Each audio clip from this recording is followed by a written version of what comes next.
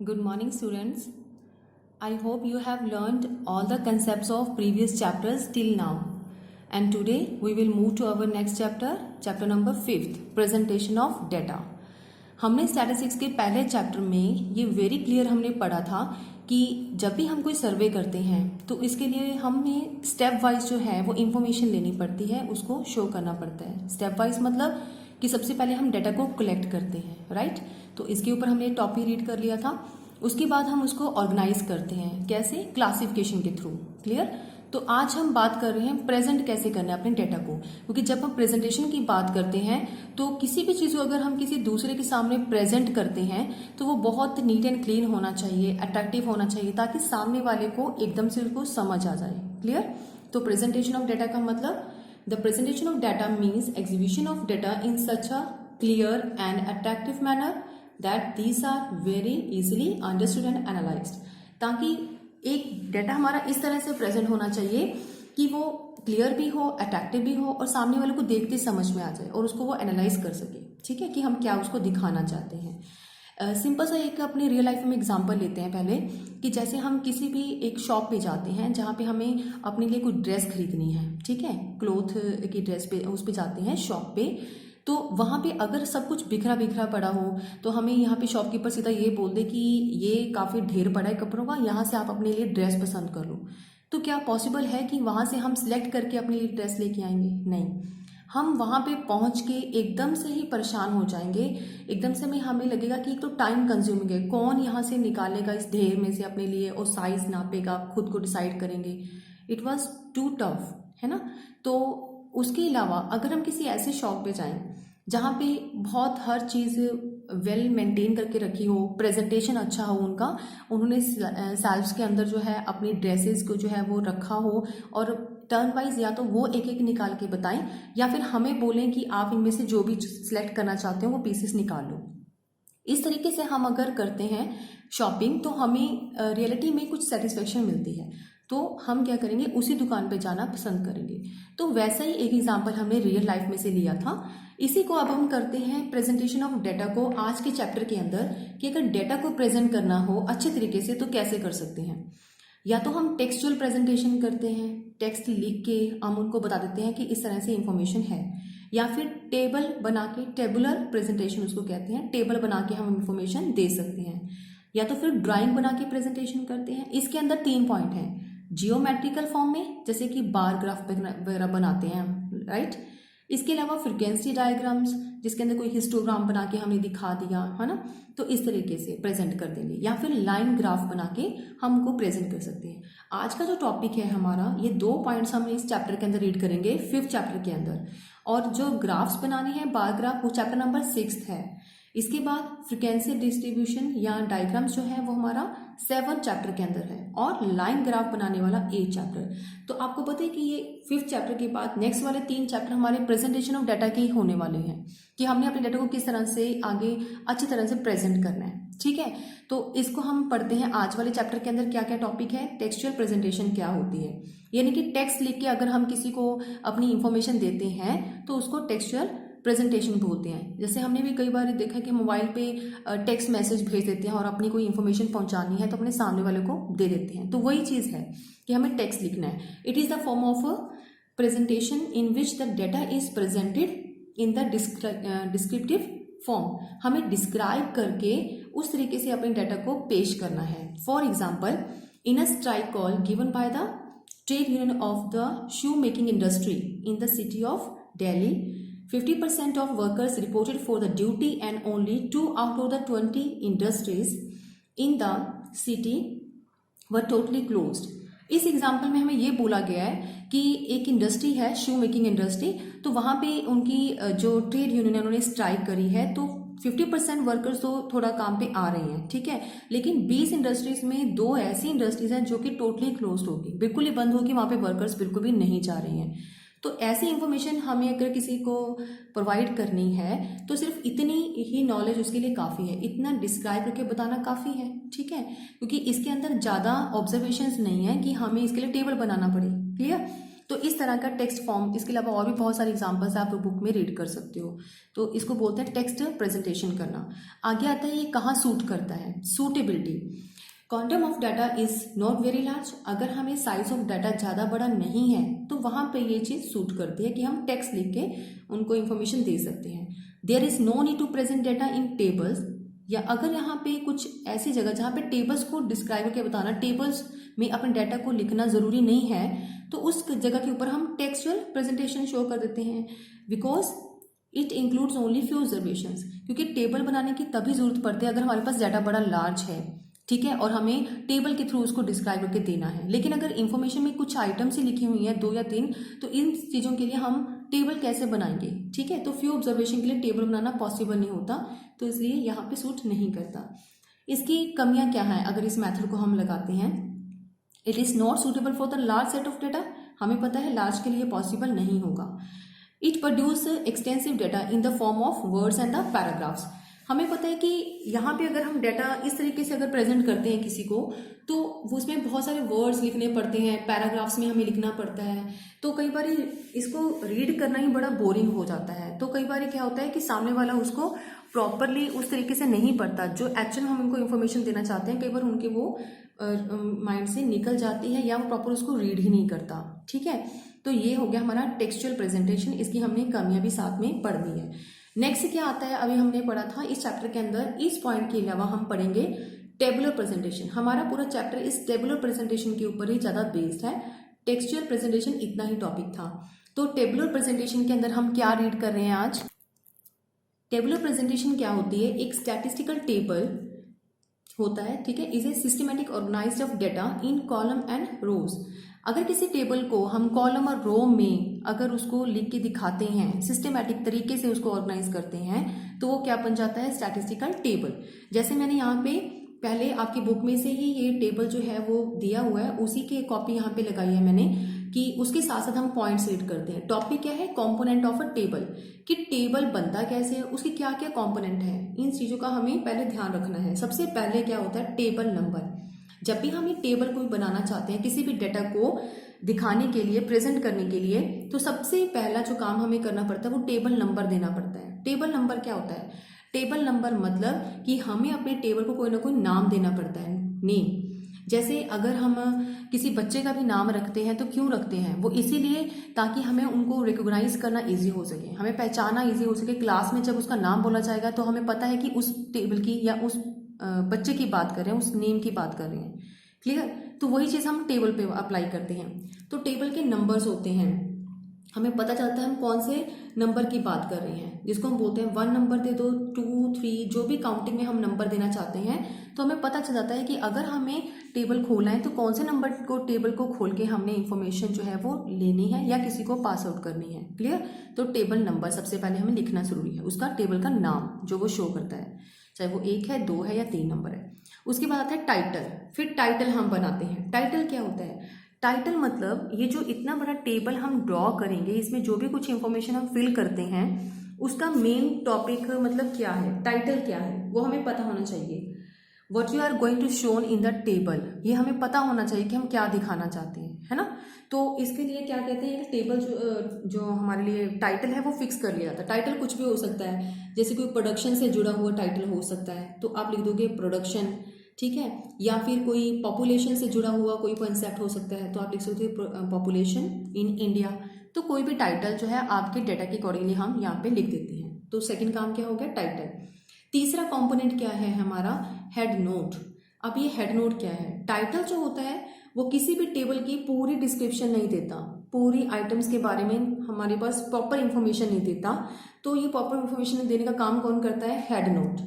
Head note मतलब अगर हम प्रोडक्शन की बात कर रहे हैं तो प्रोडक्शन कौन से यूनिट में होना चाहिए, ठीक है। तो हम यहाँ पे लिखते हैं कि लाख टन्स के अंदर हम इसको लेके जा रहे हैं, इतने लैक्स टन्स, तो हम इसमें अगर इसको लेके जा रहे हैं। अगर हम पॉपुलेशन की बात कर रहे हैं तो कितनी बिलियन पॉपुलेशन हम यहाँ पे बात कर रहे हैं। तो ये सारे टर्म्स हैं जो हमें लिखना पड़ता है यूनिट्स के तौर पे, इसको बोलते हैं यूनिट्स। क्लियर? तो हेड नोट आपकी इंफॉर्मेशन को और अच्छे से दिखाने के में हेल्पफुल होता है, मतलब अच्छी तरह से दिखाता है। प्रोडक्शन है तो किस यूनिट में आप इसको लिख रहे हो, पॉपुलेशन है तो वेरिएंस में, करोड़ में, जितना भी आप दिखाना चाहते हो तो वो साथ में यूनिट आपको लिखना पड़ता है। ठीक है, तो इसी तरह से आगे वाला पॉइंट आता है, उसको बोलते हैं स्टब्स। स्टब्स क्या होता है, इसको हम रोव्स भी कहते हैं, रो। ठीक है, तो उस रो को क्या बोलते हैं, स्टब्स। तो स्टब्स क्या है, जैसे आप दोबारा टेबल के ऊपर जाते हैं, ये जो इस साइड में हम बात करते हैं, आपको सबको पता है ये क्या होती हैं, रोज। और अगर ऊपर से नीचे की तरफ हम बात करते हैं, ये क्या होते हैं, कॉलम्स। क्लियर। तो अगर हमें यहाँ पे कुछ भी दिखाना है तो उसकी इंफॉर्मेशन हमें यहाँ पे स्टब हेड में देनी पड़ेगी, जिसको बोलते हैं रो की हेडिंग या फिर स्टब हेडिंग। ठीक है, तो स्टब हेडिंग अगर कोई रफली सा हम एग्जांपल ले लेते हैं, जैसे हमें इंफॉर्मेशन बतानी है, चलो पहले कॉलम एक बार पढ़ लें कि कैप्शन क्या होता है, उसके बाद कंबाइंड इसका ले लेंगे एग्जांपल। कैप्शन क्या होता है, कैप्शन यहाँ पे मैंने लिखा हुआ है, कैप्शन का मतलब होता है कॉलम्स। तो कॉलम्स की भी हेडिंग हमें समझ आनी चाहिए। ठीक है, जैसे हमें स्टब्स की हेडिंग होती है, सेम हमारे पास कॉलम की भी हेडिंग होती है।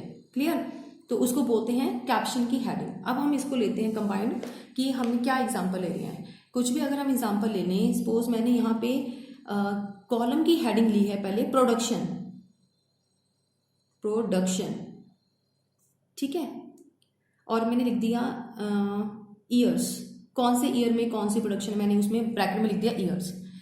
अब मैंने यहाँ पे सब हेडिंग और बना ली, 2018 की बात कर रही हूँ मैं, यहाँ पे 2019 की बात कर रही हूँ, 2020 की बात कर रही हूँ। इट मीन्स मैंने यहाँ पे कैप्शन हेडिंग भी दे दी, यानी कि मेन हेडिंग कॉलम्स की दे दी। क्या बना दी मैंने, प्रोडक्शन इन ईयर्स। ठीक है, कौन कौन सी ईयर में, ये मैंने सब हेडिंग बना दी।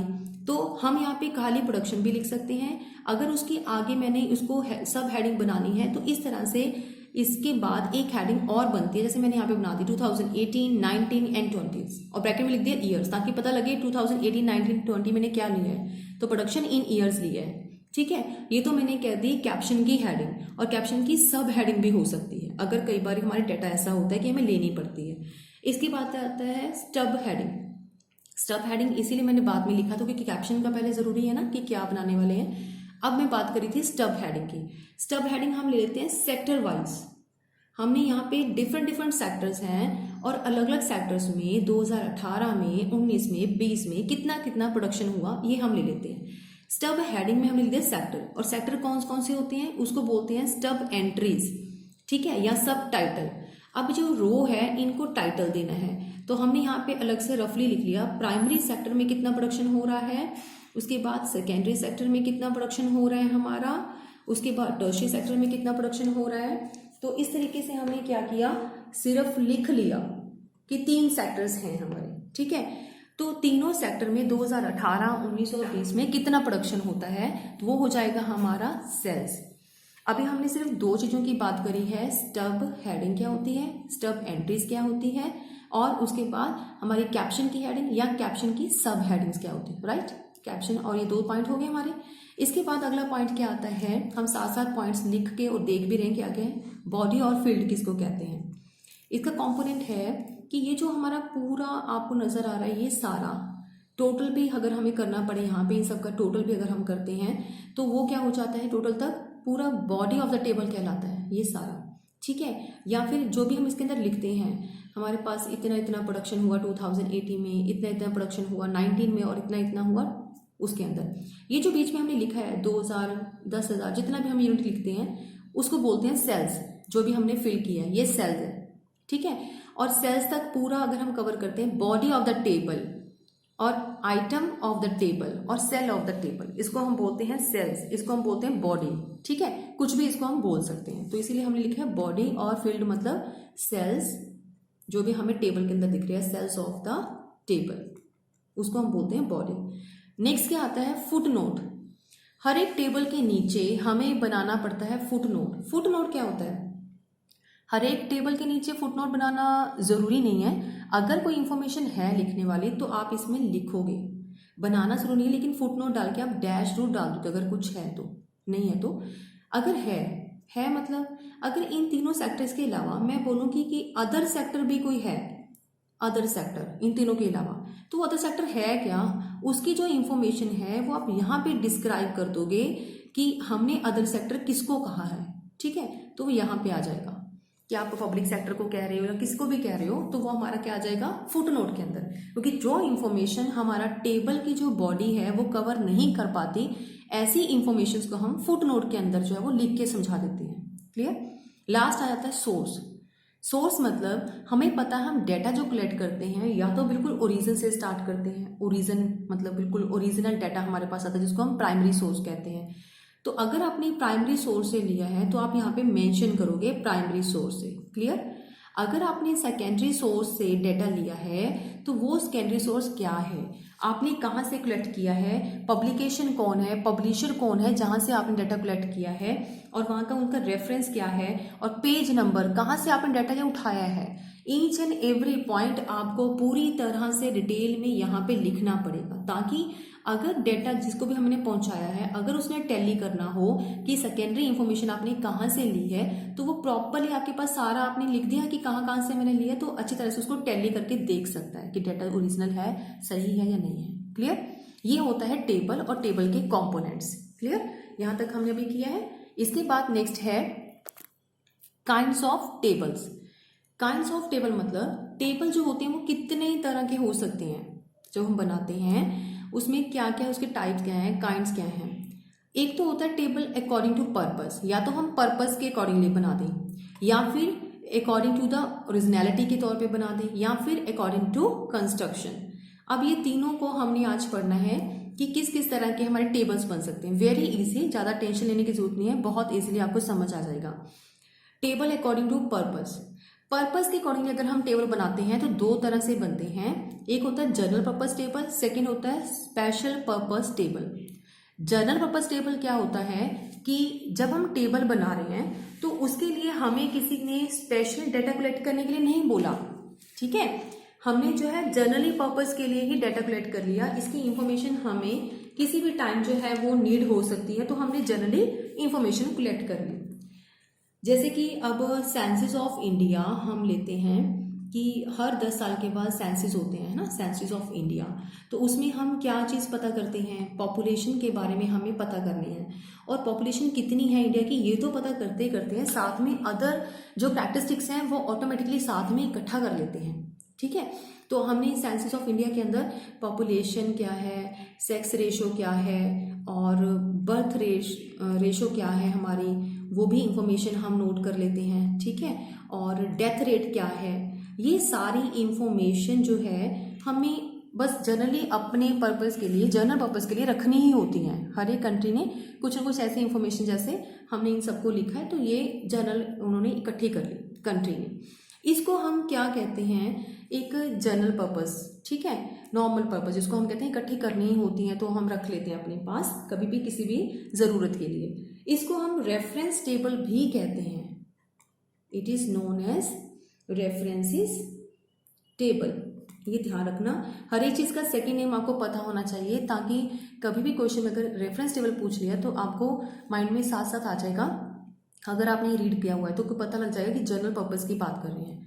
स्पेसिफिक पर्पस क्या होता है, अगर हम डेटा कलेक्ट करते हैं किसी स्पेशल चीज़ के बारे में, जैसे हमें इंडिया में सिर्फ एजुकेटेड पर्सन पता करने हैं, पढ़े लिखे लोग पता करने हैं, ठीक है, या लिटरेसी रेट पता करनी है, तो उसके लिए हमें क्या करना पड़ेगा, स्पेशल हमने पर्पस रख दिया कि इसी पर्पस के लिए हमें डाटा चाहिए, ठीक है।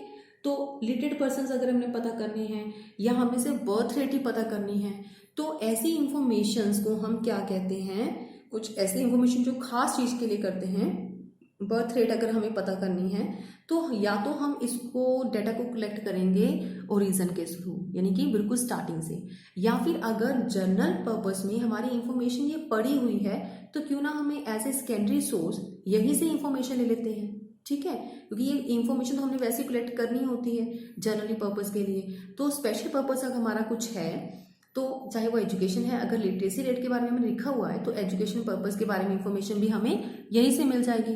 तो इसीलिए स्पेशल पर्पस क्या होता है कि किसी खास काम के लिए अगर आप डेटा कलेक्ट कर रहे हो तो उसको स्पेशल पर्पस टेबल भी कहते हैं।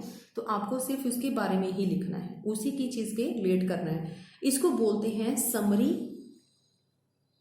टेबल, इसको हम समरी टेबल भी कहते हैं, ठीक है, किसी एक चीज़ के बारे में आपको समरी लिखनी है, बर्थ डेट की लिखनी है, तो यहाँ से अपन सारी इन्फॉर्मेशन उठाते हैं, उसकी समरी लिख के हम दे देंगे कि ये सारी इन्फॉर्मेशन है बर्थ रेट के बारे में, बर्थ रेट ऑफ इंडिया। तो ये क्या हो गया, समरी टेबल। क्लियर। इसको बोलते हैं पर्पस के थ्रू। हमारी दो तरह से क्लासिफिकेशन कर दिया कि पर्पस के थ्रू अगर करना है तो इस तरह से हम टेबल में बनाते हैं। आगे आता है table according to originality. Originality क्या होता है कि जब हम टेबल को ओरिजिनल फॉर्म में लेके आते हैं और वो उसी फॉर्म में उसको प्रेजेंट कर देते हैं। Is that data in which data are presented in the same form and manner in which they are collected। जैसे जैसे हमने उसको बनाया है, लेके आए हैं इंफॉर्मेशन, वैसे हमने किसी को आगे प्रेजेंट कर दिया, वो हो गया ओरिजिनल टेबल। एक होता है ड्राइव टेबल। ड्राइव टेबल क्या होता है, in it the data are first converted into other form. पहले डाटा को हम किसी और फॉर्म में कन्वर्ट करते हैं, फिर उसको हम प्रेजेंट करते हैं। चाहे हम उसको बने बनाए डाटा को रेशियो में निकाल लें या उसको हम उसको परसेंटेज में निकाल लें, तो किसी न किसी अदर फॉर्म में हम उसको कन्वर्ट करते हैं। उसके बाद वो क्या बन जाता है, हमारा ड्राइव टेबल होता है, और ड्राइव टेबल को हम आगे प्रेजेंट करते हैं। क्लियर। तो दो तरह से होता है। इसके लिए हमने एक एग्जाम्पल लिया है। सपोज यहाँ पे हम बात कर रहे हैं कि प्रोडक्शन की ही बात कर लेते हैं। एक सिंपल सा एग्जाम्पल लेके इसको समझ लेते हैं कि हमने अपनी प्रोडक्शंस की वो करनी है, कलेक्शंस करनी है, प्रोडक्शन ऑफ इंडिया। तो हमने यहाँ पे लिख दिया उसका कि लैक्स टन्स के अंदर हमने इंफॉर्मेशन कलेक्ट की है, राइट। तो हम यहाँ पे रफली ले लेते हैं एक बार कि फूड हमने जो है उसके आइटम्स को लेना है। फूड में क्या क्या ले रहे हैं, वीट ले लेते हैं एक तो, ठीक है, एक ले लेते हैं राइस, और एक ले लेते हैं हम कुछ भी अदर्स जो भी ग्रेन्स हैं, ऐसा हमने कुछ ले लिया, ठीक है।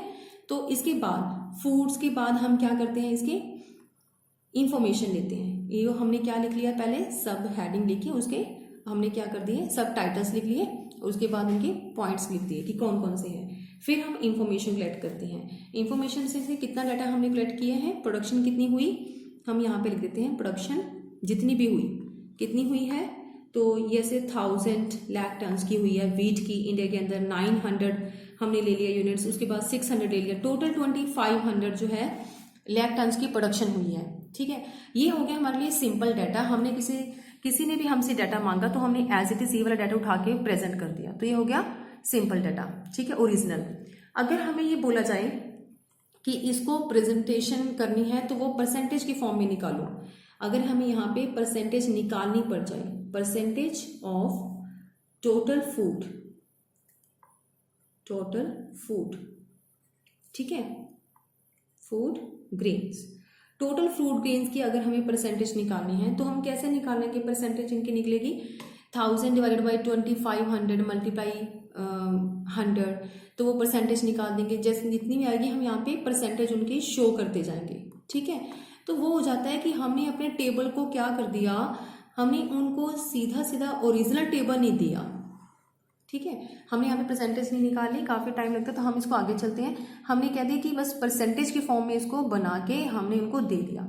तो ये क्या हो गया, रेशो में या परसेंटेज में करना, तो वो सेकंड वाला हमने बोला था ड्राइव्ड टेबल, तो ड्राइव्ड की फॉर्म में अपने उसको लेके जाते हैं। ये था हमारा एग्जाम्पल, ठीक है। इसके बाद थर्ड क्या आता है, table according to construction. Construction मतलब कि अगर हम ये ले लें सिंपल वन वे टेबल, इसको वन वे टेबल भी कहते हैं। वन क्यों कहते हैं, क्योंकि इसमें अंदर सिर्फ एक कैरेक्टरिस्टिक्स को लेके हमें टेबल बना देना है, उसको बोलते हैं वन कैरेक्टरिस्टिक्स, ठीक है, वन कैरेक्टरिस्टिक्स ऑफ डेटा। जैसे कि अब कोई इन्फॉर्मेशन है कि हमें किसी भी कॉलेज के स्टूडेंट्स का number of students in a college, हमने उनकी इन्फॉर्मेशन कलेक्ट करनी है कि BCom first year, second year, third year में कितने स्टूडेंट्स हैं, नंबर ऑफ स्टूडेंट्स कितने हैं, ठीक है। तो हम यहाँ पे लेते हैं क्लास, उसके बाद लेते हैं नंबर ऑफ स्टूडेंट्स। तो हमने कितनी यहाँ पे कैरेक्टरिस्टिक्स चूज की हैं, ओनली वन। क्यों, हमने क्लासेस लिया, उसके नंबर ऑफ स्टूडेंट्स कितने कितने हैं, जिनकी नंबर ऑफ स्टूडेंट्स में हमने डाटा को ले लिया, तो एक ही एट्रीब्यूट, एक ही हमने कैरेक्टरिस्टिक्स चूज कर लिया, ठीक है। ये हो गया वन वे टेबल। इसमें और कुछ नहीं लिखा, क्लास लिख दिया, जो भी क्लास है उसमें नंबर ऑफ बच्चे, फिर नेक्स्ट वाले क्या लिख दिया, नेक्स्ट में जितने बच्चे हैं उनकी स्ट्रेंथ लिख दी। ये सिंपल टेबल कहलाता है। इसके बाद आता है कॉम्प्लेक्स। कॉम्प्लेक्स मतलब जितना हम उसके अंदर कॉम्प्लेक्सिटी डालते जाएंगे उतना ही वो मुश्किल होता जाएगा, ठीक है। जैसे डबल और टू वे टेबल। डबल मतलब कि जब हम 2 कैरेक्टरिस्टिक्स डाल देते हैं तो वो क्या बन जाता है, 2 वे टेबल बन जाता है। जैसे हमने ऐसे ही सेम एग्जांपल कंटिन्यू कर रहे हैं, number of students in a college, तो हमें यहाँ पे पता करना है BCom first year, second year या थर्ड ईयर में टोटल कितने स्टूडेंट्स हैं, और साथ में क्या पता करना है, बॉयज एंड गर्ल्स भी पता करनी है, साथ में बॉयज एंड गर्ल्स भी पता करने हैं। तो इट मीन्स क्या हो गया, हमने 2 एट्रीब्यूट्स यहाँ पे चूज कर लिए। 2 एट्रीब्यूट्स कैसे कि एक तो हमें क्या पता करना है, स्ट्रेंथ पता करनी है, नंबर ऑफ स्टूडेंट्स किसमें, बॉयज एंड गर्ल्स में पता करनी है। 2 अलग अलग हमने इंफॉर्मेशन कलेक्ट करनी है, कितने बॉयज है और कितने गर्ल्स हैं। पहला तो नंबर ऑफ स्टूडेंट्स, सेकेंडली उसको डिवीजन भी करना है। तो 2 कैरेक्टरिस्टिक्स हमने कर दिए, क्लियर। इसके बाद आता है ट्रिपल यानी कि 3 कैरेक्टरिस्टिक्स। ये 3 कैरेक्टरिस्टिक्स क्या होते हैं, जब हम 3 कैरेक्टरिस्टिक्स को लेके चलते हैं तो वो बन जाता है थर्ड कैरेक्टरिस्टिक्स। जैसे कि मैं एग्जांपल दिखा रही हूँ इसकी भी। अगर हमारा टेबल कुछ इस तरह से है कि हमने अपने कॉलेज के स्टूडेंट्स की इंफॉर्मेशन लेनी है, नंबर ऑफ स्टूडेंट्स की इंफॉर्मेशन लेनी है, तो हम यहाँ पे नंबर ऑफ स्टूडेंट्स तो ले ही रहे हैं और उसको हमने डिवाइड कर दिया बॉयज एंड गर्ल्स में। पहले तो नंबर ऑफ स्टूडेंट्स हो गए, कितने कितने आएंगे हर एक क्लास में, वो पहला कैरेक्टरिस्टिक्स हो गया। सेकेंड कैरेक्टरिस्टिक्स क्या हो गया, बॉयज एंड गर्ल्स में डिवाइड करना। तीसरा कैरेक्टरिस्टिक्स क्या हो गया कि उसके भी आगे फर्दर हमने एक और डिवीजन कर दी कि रूरल और अर्बन में भी हमें डिफाइन करना पड़ेगा, ठीक है। तो हमने 3 तरीके से कैरेक्टरिस्टिक्स वाइज अपने टेबल को बनाना है। तो बनाना कैसे है, फिर पहले बॉयज लिख दो, फिर उसके गर्ल्स लिख के पहले बॉयज का रूरल और अर्बन निकाल के उसका टोटल करेंगे अलग से, फिर रूरल और अर्बन निकाल के उनका टोटल करेंगे अलग से, फिर उसके बाद टोटल लेंगे रूरल में अर्बन में कितने हैं, फिर उसका ग्रैंड टोटल जो भी बनता है वो लेंगे लास्ट में, ठीक है। तो ये क्या हो जाता है, इस तरह से क्लासिफिकेशन हम 3 कैरेक्टरिस्टिक्स लेके अगर हम क्लासिफिकेशन करते हैं तो लास्ट आता है कंस्ट्रक्शन का मैनीफोल्ड टेबल। मैनीफोल्ड टेबल क्या होता है स्टूडेंट्स, कि जब हम 3 से ज़्यादा कैरेक्टरिस्टिक्स को भी शो करना है इसी टेबल के अंदर तो हमें मैनीफोल्ड टेबल या मैनीफोल्ड क्लासिफिकेशन जैसे होता है ना, सेम वही मैनीफोल्ड टेबल बनाना पड़ता है। मैनीफोल्ड के अंदर क्या लेंगे हम, एक तो हमें ये लेना पड़ेगा कि बॉयज़ एंड गर्ल्स कितने हैं, नंबर ऑफ स्टूडेंट्स कितने हैं, बॉयज़ एंड गर्ल्स कितने हैं, ठीक है। और साथ में बॉयज़ में एक एट्रीब्यूट हमने और कर दिया, तीसरा कौन सा था, रूरल एंड अर्बन, और तीसरे से भी अलग हमने और क्या कर दिया, मैरिड और अनमैरिड कितने कितने हैं। तो ये देखो आगे आगे इसके क्या बनते जाते हैं, कॉलम्स की आगे के आगे सब कॉलम जो है वो बनते जाते हैं, ठीक है। पहला हमारा सबसे ऊपर था नंबर ऑफ स्टूडेंट्स का कॉलम, उसके बाद हमने डिवाइड कर दिया बॉयज़ एंड गर्ल्स का कॉलम, उसके बाद रूरल एंड अर्बन का कॉलम, उसके बाद फिर बन गया मैरिड अनमैरिड का कॉलम। तो ये इस तरह से सब कॉलम जो है हमारे डिवाइड होते रहते हैं, ठीक है। तो हमने हर एक रूरल का फिर अर्बन का निकालना है और ये बन गया हमारा बॉयज़ का टेबल, फिर सिमिलर गर्ल्स का भी ऐसे ही बनाना है और लास्ट में ग्रैंड टोटल करके हमें दिखाना है कि मैनीफोल्ड टेबल को हमने जो इन्फॉर्मेशन हमसे मांगी थी हमने कैसे डिफाइन कर दिया। तो ये 4 तरह के हमारे टेबल जो हैं वो कंस्ट्रक्शन टेबल कहलाते हैं, ठीक है। तो इनके अंदर हम क्या कर लेते हैं, इंफॉर्मेशन जो है कलेक्ट करते हैं, अगर एक से सिंपल से लेके मोर पे जाना हो, ठीक है। क्लियर हो गया आपको, सिंपल में हमें एक लेनी है इंफॉर्मेशन, इसके बाद 2 लेनी है, गर्ल्स एंड बॉयज़ को भी लेना है। मैंने डाटा बीच में फिल नहीं किया जैसे लास्ट वाले एग्जाम्पल में नहीं किया था, क्योंकि हमें जस्ट आपको इन्फॉर्मेशन टेबल ही बताना है आज मुझे, तो मैं इसमें इन्फॉर्मेशन फिट नहीं कर रही थी, ठीक है। तो आप अपने बुक में से देख लेना। तो ये आगे आ गया टोटल, 3 वाले में 3 एट्रीब्यूट्स होते हैं जैसे कि अभी हमने किया, और 4 वाले में मोर देन 3 अगर हो जाए तो वो मैनीफोल्ड हो जाता है। आज के लिए इतना काफ़ी है ताकि आप उसके टेबल तक जो है अपना कि सारा रीड कर सको कि हमारे लिए क्या क्या होते हैं, टेबल कितने तरह के होते हैं और उसके कंपोनेंट्स क्या होते हैं। इसके बाद जो टॉपिक होगा बेटे वो नेक्स्ट लेक्चर में करेंगे, तब तक इसको अच्छे से रिवाइज कर लेना। मैंने जो एग्जाम्पल्स आपकी बुक में से लिए हैं आप अच्छे से एक बार दोबारा रीड कर लेना, ठीक है। ओके स्टूडेंट्स, अगर कोई डाउट हुआ प्लीज़ मुझे बता देना तो हम दोबारा इसको डिस्कस कर लेंगे। Okay students.